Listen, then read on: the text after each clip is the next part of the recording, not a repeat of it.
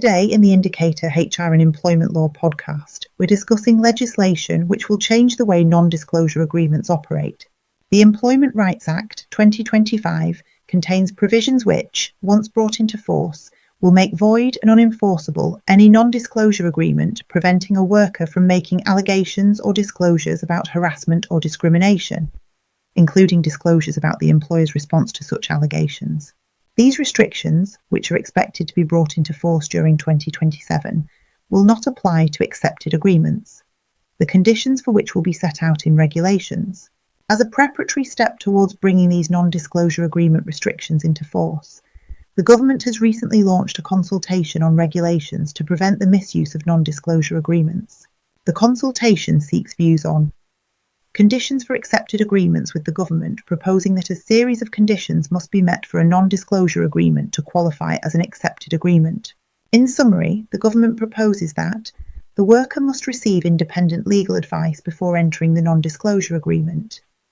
The worker will need to confirm in writing their preference to enter the non-disclosure agreement, that a 14-day cooling-off period be introduced, with views being sought on whether workers should be able to waive the cooling-off period, and that a written copy of the accepted agreement must be provided to all parties so they can better understand what they have agreed to. Views are also being sought on whether the agreement should be written in plain language, and the non-disclosure agreement will only be able to relate to conduct that has already taken place and will not apply to conduct which occurs in the future.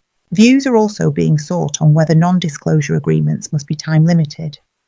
The government proposes that even after they have signed an accepted agreement, workers will be entitled to make permitted disclosures to specified individuals. It proposes that this should include any person or body with law enforcement functions, qualified lawyers, registered foreign lawyers, regulated professionals, tax advisors, any individual or organisation providing victim support services, a regulatory body, an individual or organisation that provides services for the purpose of advising individuals on their employment rights, conciliation, arbitration, and mediation as it relates to settlements, a trade union representative or equality representative, a person who is authorised to receive information on behalf of a person specified for the aforementioned purposes, or close family members for the purpose of receiving support in respect of the relevant harassment and discrimination.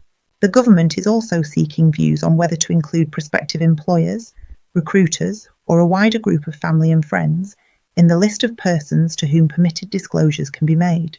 Further views are sought on whether the protection against non-disclosure agreements should be extended in the future to other categories of individuals who do not fit within the usual statutory definition of worker, but who are also vulnerable to the misuse of non-disclosure agreements in cases of discrimination or harassment.